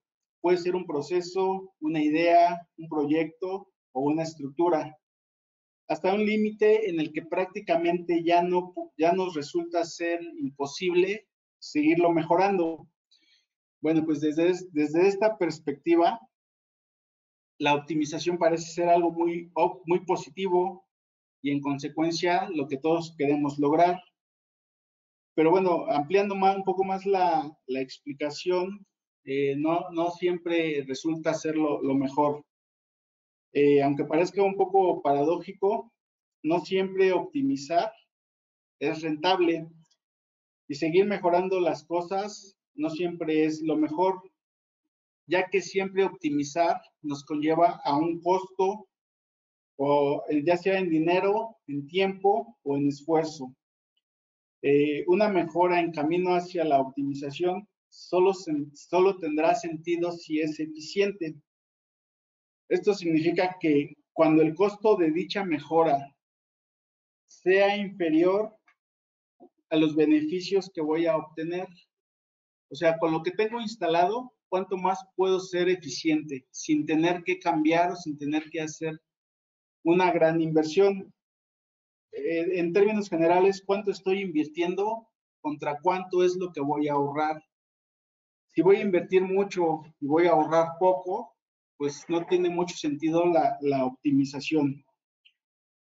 Bueno, en resumen, para optimizar la operación de la planta de agua helada, debemos realizar un análisis de cuánto será la inversión contra los resultados que voy a obtener, y esto lo debemos de enfocar al ahorro de energía y en cuánto tiempo voy a amortizar la inversión.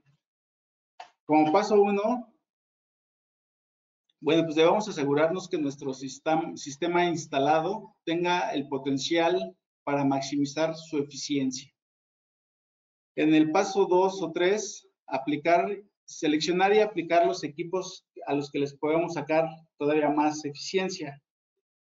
El paso 4, automatizar con pruebas de algoritmos. Esto hacer simulaciones de programación para ver cuánto más si es real esta optimización y si en verdad sí podemos sacar más eficiencia. Aplicar el software de optimización. El paso 6 es importantísimo. Debemos de medir, verificar y administrar. Y el paso 7, que es normalmente el más difícil, pues es el mantenimiento de los sistemas.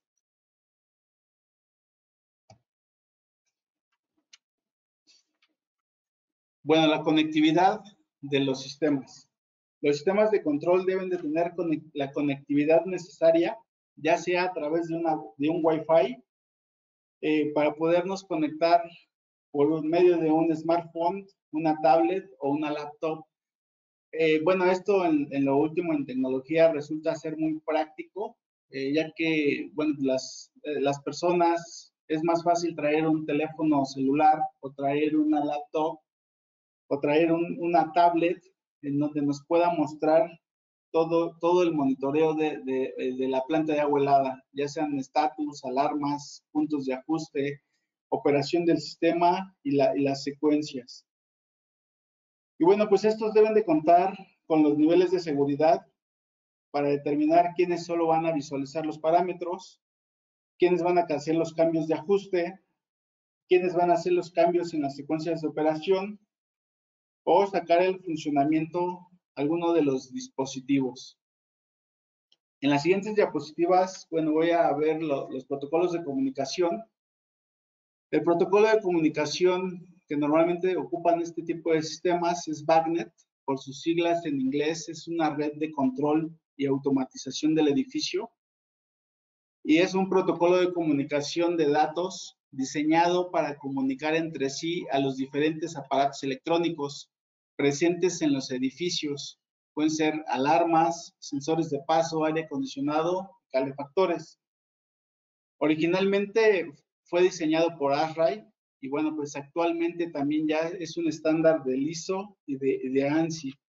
Y bueno, pues también se está convirtiendo en un estándar de la industria, ya que la mayoría de las comunicaciones se basan bajo este protocolo de comunicación. Bueno, ¿qué es BACnet? Lo que hace BACnet es identificar los objetos mediante las condiciones de quién es, yo soy, quién tiene, yo tengo. Esto lo hace para identificar a cada uno de los objetos, como les dije. ¿Quién soy? Pues puede responder el chiller. ¿Qué tienes? Pues tengo estas señales, ¿no? Tengo señales de flujo, tengo señales de temperatura, tengo señales de presiones diferenciales. Y bueno, pues esto va a ser usados para la lectura y la escritura de datos. Y nos va a permitir tener un control desde una central de todos los dispositivos dentro de un edificio de grandes dimensiones. Bueno, el sistema de BMS. Todos los sistemas de control deben de ser perfectamente adaptables a los sistemas de BMS, ya que bueno, pues es un sistema de gestión de edificaciones y bajo este concepto se define una automatización integral de todos los inmuebles. Básicamente las funciones de un BMS es supervisar, controlar, reportar, generar histogramas y en realidad todas las actividades de la edificación.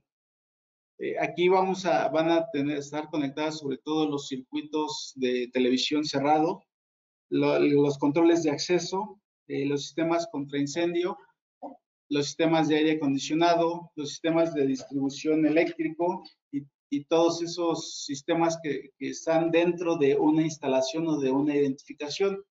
Bueno, aquí está más claro: sistema de aire acondicionado, sistema eléctrico, sistema de iluminación, las plantas generadoras de electricidad, la subestación eléctrica, el sistema hidráulico, los elevadores, las escaleras eléctricas, los sistemas de televisión cerrada y bueno, pues algunos sistemas especiales. Bueno, ¿qué beneficio nos van a dar tener un sistema de control y un sistema de BMS? Vamos a tener una mayor valorización en el valor de la renta de los edificios. Algo muy importante es que vas a tener los reportes de los consumos por cada uno de los inquilinos, de cada uno de los servicios del edificio. Vas a tener un control central o un control remoto y una supervisión total para la edificación. Monitoreos remotos de los servicios, por ejemplo, equipos de aire acondicionado, bombas de incendio, equipos hidráulicos, suministro eléctrico, control de iluminación, etcétera.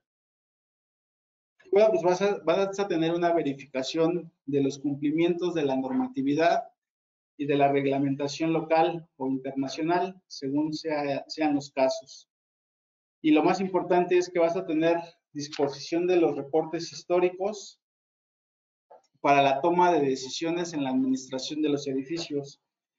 Bueno, esto también nos va a dar un beneficio para los mantenimientos, ya que esto los vamos a poder programar, los vamos a poder calendarizar de acuerdo a las secuencias de operaciones, a las alarmas, a las fallas que nos vayan reportando cada uno de los sistemas. Se va a tener facilidad en la disponibilidad de la información de los equipos, programación de los mantenimientos, mayor productividad en el personal de mantenimiento.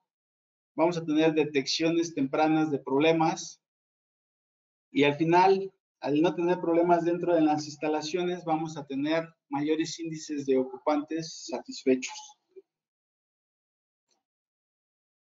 Bueno, por último, todos los edificios o los diseños que tengan un control deberán de ser comisionados. Una definición del ASRAI de commissioning es que es un proceso sistemático, documentado y colaborativo que incluye las inspecciones, prueba y la capacitación para verificar que un edificio y sus sistemas sean operados como se diseñaron.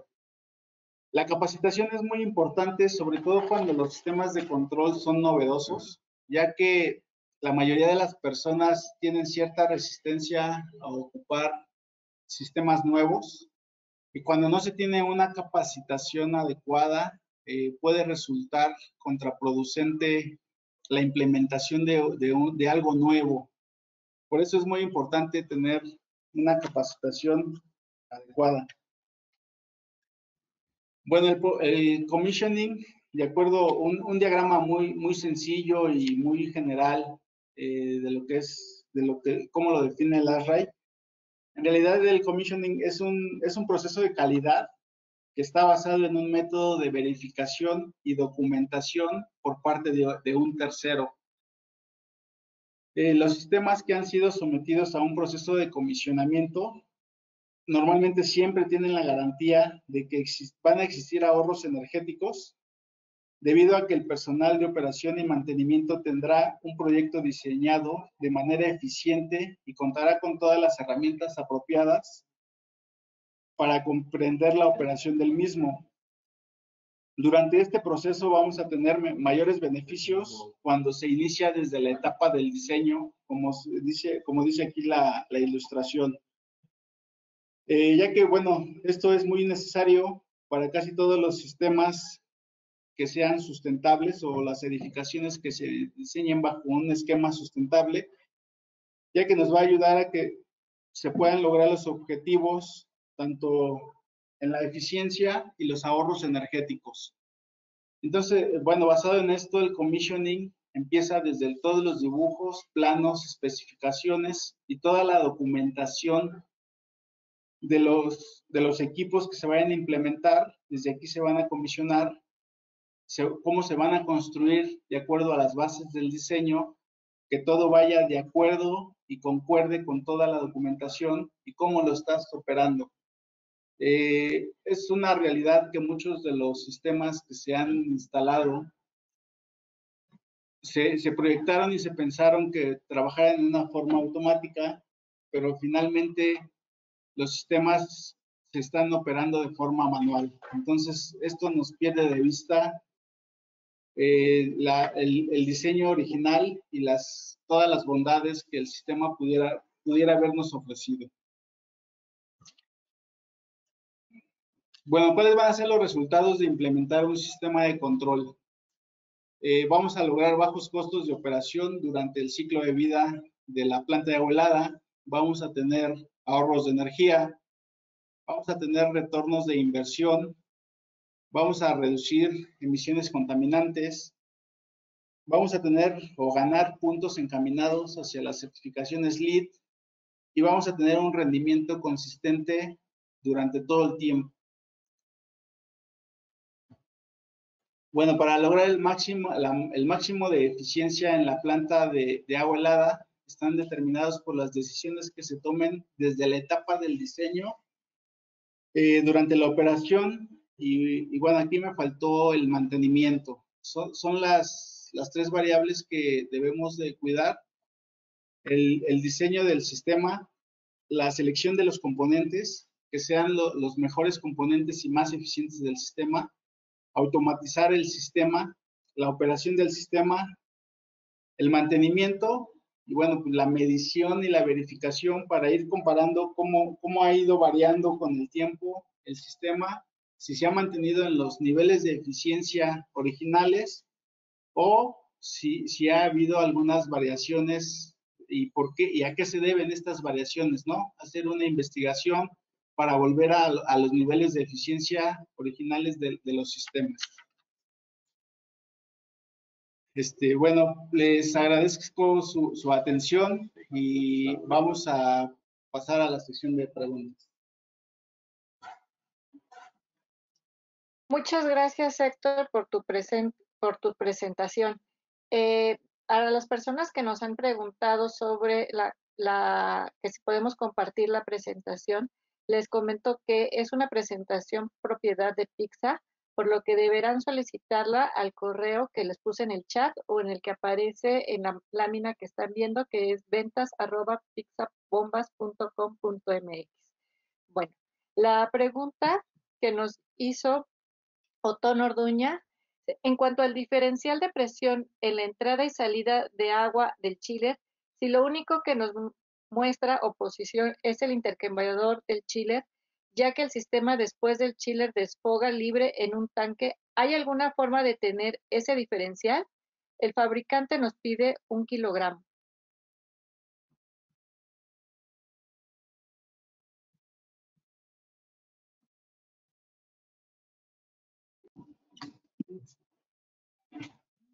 Brenda, ¿nos podrías repetir la pregunta, por favor? Perdón.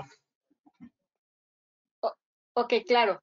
La pregunta es, en cuanto al diferencial de presión en la entrada y salida de agua del chiller, si lo único que nos muestra oposición es el intercambiador del chiller, ya que el sistema después del chiller desfoga libre en un tanque, ¿hay alguna forma de tener ese diferencial? El fabricante nos pide 1 kilogramo.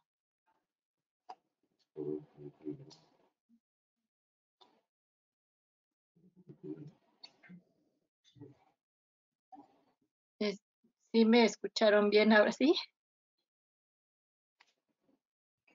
Sí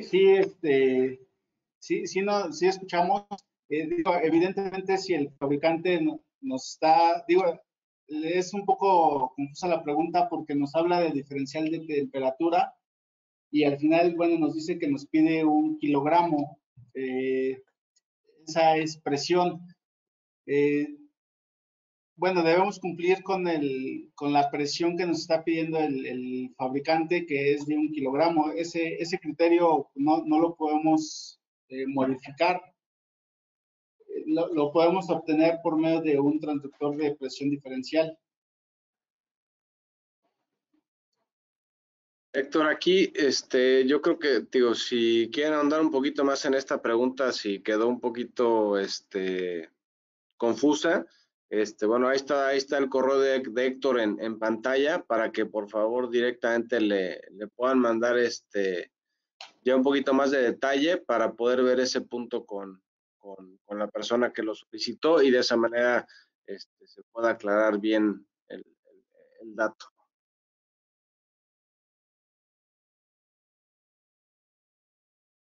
Ok, muchas gracias. Carlos Silva pregunta, el sistema que están presentando entiendo que es autónomo, pero puede interactuar con alguna marca de BMS del mercado, Metasys o Apogee de Siemens u otro. Sí, es completamente compatible con cualquier marca del mercado. Al final lo que nos manda ahí son los protocolos de comunicación que son totalmente configurables. Perfecto, muchas gracias, Héctor. Pues son todas las preguntas que recibimos por el chat. Muchas gracias y los dejo. Les cedo la palabra a Antonio, perdón, les cedo la palabra al ingeniero Antonio Olivares. Gracias, Brenda. Mira, voy a tomar pantalla nada más para,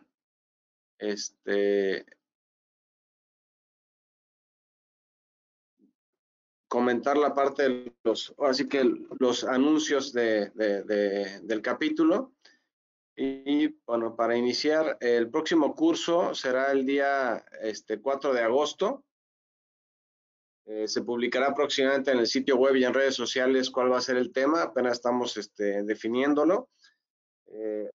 Estamos también en la parte de la renovación de la página web, que esperamos que esté lista en un máximo de 2 semanas. Aquí les voy a mostrar brevemente cómo se va a ver la nueva página, donde, bueno, obviamente aquí vendrán los cursos que se están presentando. Viene también los que, o sea, bueno, qué se hace en el capítulo, quién es el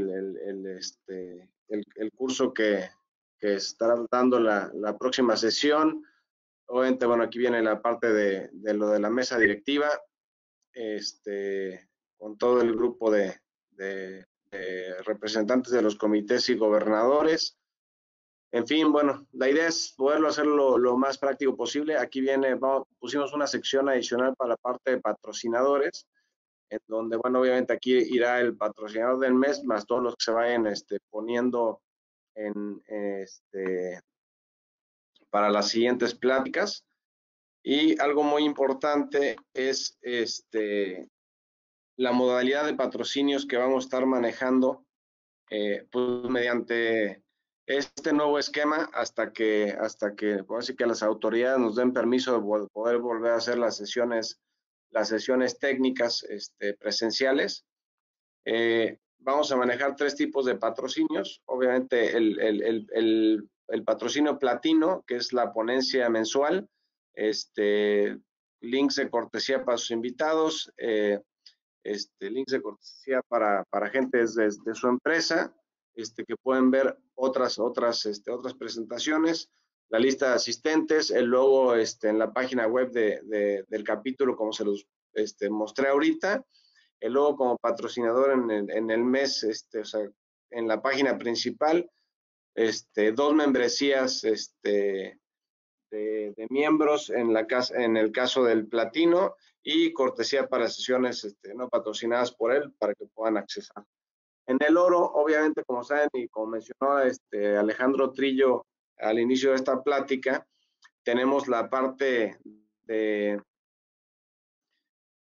la ponencia en foro estudiantil. También tuvimos patrocinadores en el periodo pasado, donde estuvimos en la UNAM y en la UAM. Estamos también buscando entrar con el Poli y con otras universidades, y obviamente también hay patrocinios para ese tipo de foros en donde estarán presentes, y obviamente tendremos el plata, que bueno, es prácticamente apoyar al capítulo y estar dentro de los patrocinios, ¿no? Otra parte muy importante, y por qué menciono este asunto de los patrocinios, es, como ustedes saben, desde el mes de abril que empezó la contingencia, no hemos cobrado ninguna de las sesiones técnicas.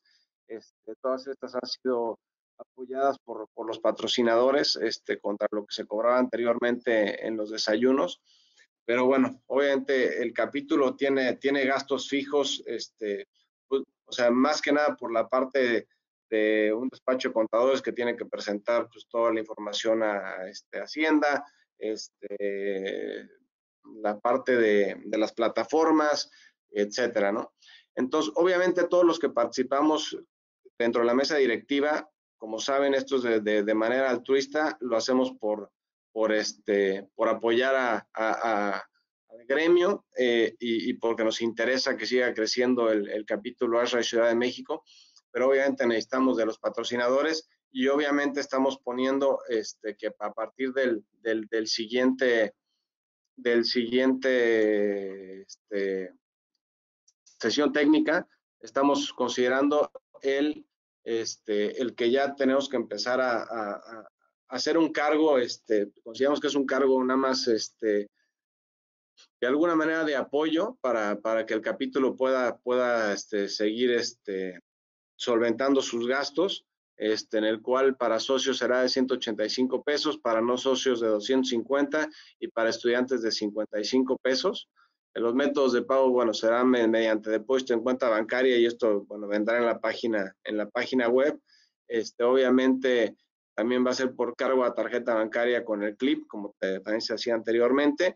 Y bueno, estamos buscando nuevos mecanismos para que se puedan manejar mediante la parte también de PayPal o algunas otras opciones. Apenas estamos incursionando en todo esto, así que somos nuevos en este sector de todo de forma virtual, pero bueno, ahorita lo estamos considerando hacer por lo menos de aquí a diciembre, hasta tener nuevas directrices por parte de la Secretaría de Salud y del gobierno, pero los mantendremos informados. Obviamente ASHRAE está tratando de apoyar junto con otras asociaciones a la parte de normatividad, y bueno, nos enfocaremos en eso en este siguiente periodo que me toca llevar a cabo, ¿no? Entonces, bueno, próximamente les estaremos dando mayor información.